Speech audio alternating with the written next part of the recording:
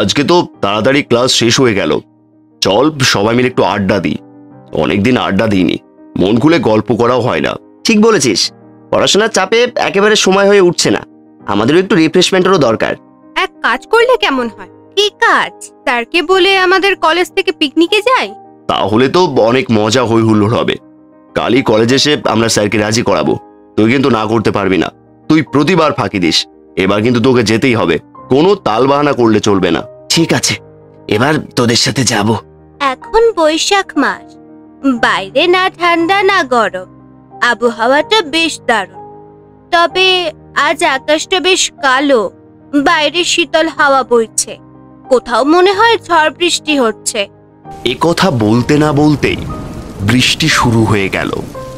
আমরা দৌড়ে মিঠাইদার চায়ের দোকানে ঢুকলাম। দোকানে বেশ ভিড়, কলেজের সব বড় ভাইরা একত্রে হয়েছে, সবাই গল্প গুজবে মেতে উঠেছে। পাশেই বড় ভাইরা মিটিং করছে কি যেন নিয়ে। মিঠাই দা, চা দাও তো। ভাই একটু অপেক্ষা করতে হবে। ঠিক আছে। দীপ্ত, কেমন আছো? নমস্কার দাদা, ভালো। পড়াশোনা কেমন চলছে তোমার? এই তো চলছে ভালোই।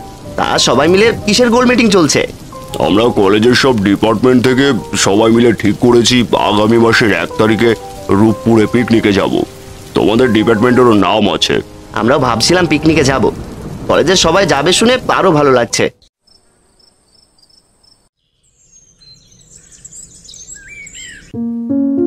হাতে তো আর বেশি সময় নেই, আর মাত্র 1 সপ্তাহ বাকি আছে পিকনিকের। সবাই চাঁদা দিয়ে দিলে বাস ভাড়া, পিকনিকের স্পট ভাড়া, বাজার খরচ সব হিসেব করে ফেলতে হবে। কি খবর পলাশ, পিকনিকে যাচ্ছ তো? হ্যাঁ দাদা, পিকনিকে যাব, চাঁদা দিতে আসলাম।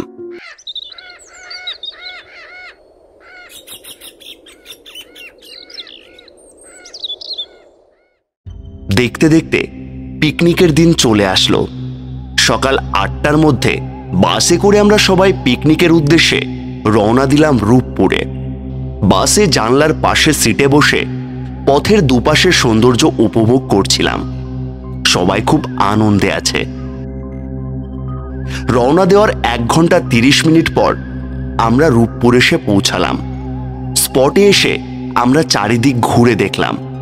বেশ সুন্দর মনোরম জায়গা, বাচ্চাদের জন্য অনেক বড় খেলার জায়গা আছে, বিভিন্ন রাইডস আছে। সব মিলিয়ে বেশ আনন্দে হই হুল্লোড় করে আমাদের সময় কাটছিল। কথায় আছে না, আনন্দ ও ভালো সময় তাড়াতাড়ি কেটে যায়। সবাই আনন্দ হই হুল্লোড় করতে করতে কখন যে বাড়ি ফেরার ঘন্টা বেজে উঠল কেউ টের পেল না। সবাই কিছুটা ক্লান্ত। এই আনন্দ ঘন পরিবেশ ছেড়ে মন না চাইলেও সবাই বাসে উঠে পড়লাম বাড়ি ফেরার জন্য। আজ চারিদিকে এমন অন্ধকার পরিবেশ দেখে মনে হচ্ছে অমাবস্যা। ঘুটঘুটে অন্ধকার, আকাশে কোনো চাঁদ বা তারা কিছুই নেই। রাস্তার চারপাশে শুধু গাছপালার ঝোপঝাড়। নিশিকালো অন্ধকারের মাঝে শুধু ঝিঝি পোকার ডাক কানে ভেসে আসছে। এতটা পথ আসলাম, রাস্তায় কোনো গাড়ি বা একটা মানুষও চোখে পড়ল না আমাদের। অন্ধকারের মাঝেই ছুটে চলল বাস। যেতে যেতে পথের মাঝখানে হঠাৎ করে আমাদের বাস দাঁড়িয়ে পড়ল, সামনে আর এগোচ্ছে না। আমরা সবাই গাড়ি থেকে নেমে দেখতে লাগলাম কি হয়েছে বাসে। নেমে দেখি বাসের 2টো চাকা নষ্ট হয়ে গেছে। কি অদ্ভুত ব্যাপার, চলতি পথে যান্ত্রিক জিনিস নষ্ট হতেই পারে, তাই বলে এমন নিশ্চুপ নিরিবিলি জায়গায় আশেপাশে ঝোপঝাড় আর জঙ্গল ছাড়া কিছুই নেই। গাড়ি ঠিক হতে প্রায় ঘন্টা 2 তো লাগবেই। এত সময় কি করব সবাই ভাবতে লাগলাম। গাড়ির কি হয়েছে? গাড়ির চাকা নষ্ট হয়ে গেছে, ঠিক করতে সময় লাগবে। এত সময় বসে না থেকে চল হেঁটে আসি। এত রাতে? এদিকটার পথ বেশি ভালো না। ওসব কুসংস্কার ভূত প্রেতে আমি বিশ্বাস করি না। ভয় পেও না সুতপা, আমি সাথে আছি। তুমি আগে ঘুরে আসো, তারপর আমরা যাব। ঠিক আছে, আমি আগেই ঘুরে আসি। আমার কথায় সুতপা আশ্বস্ত হয়ে সাহস পেল। রাতের আধারে গ্রামের চারপাশটা ঘুরে দেখার। বাইরে ঘুটঘুটে কালো অন্ধকার। অন্ধকারে আশেপাশে কিছুই স্পষ্ট দেখা যাচ্ছে না। হালকা শীতল হাওয়া বইছে। শীতল বাতাসে আধারে পথ চলতে বেশ ভালোই লাগছিল। ভালোই লাগছে, একটা অ্যাডভেঞ্চার ফিল হচ্ছে। হাঁটতে হাঁটতে আমরা গ্রামের বেশ কিছুটা ভিতরে চলে এলাম। হঠাৎ একটা জোরে চিৎকার, কালো ছায়ার মতো কি যেন উড়ে গেল। প্রচন্ড শব্দে চারপাশের পরিবেশটা ভারী হয়ে উঠল।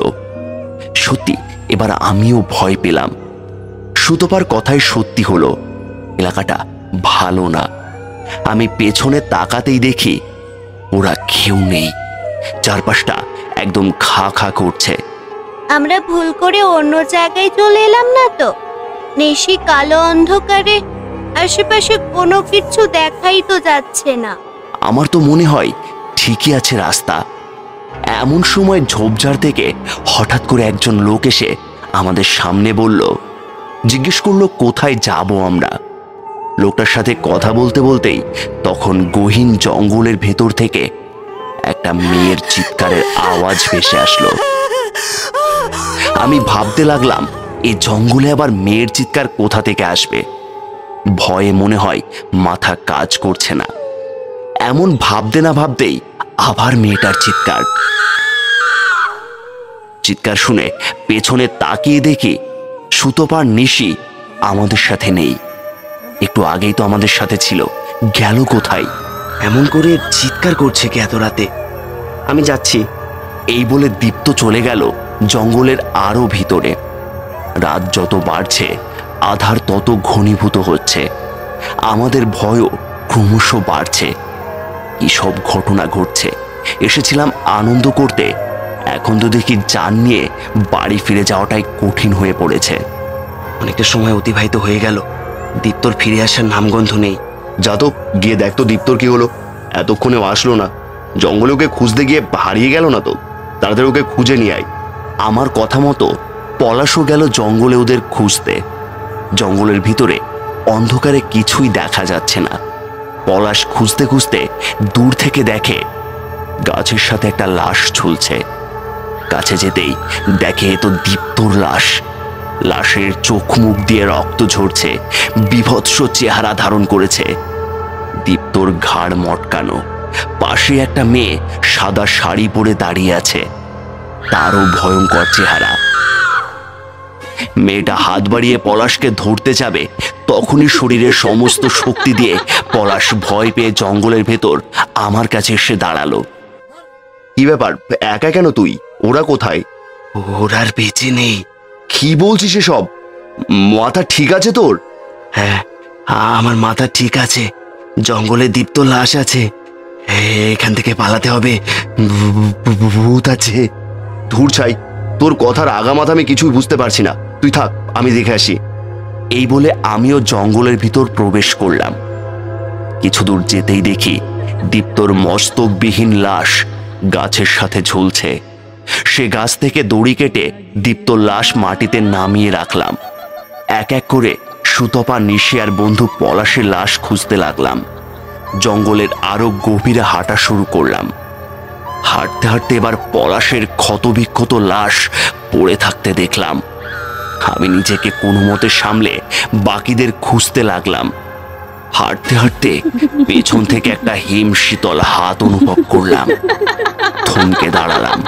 পেছন ফিরে তাকাতেই দেখি সুতপার নিশিকে, কিন্তু তারা জীবিত নয়, মৃত।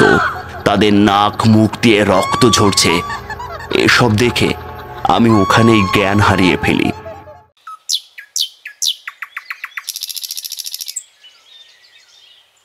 পরদিন সকালে কিছু লোক জঙ্গল থেকে গাছ কেটে বাড়ি ফিরছিল।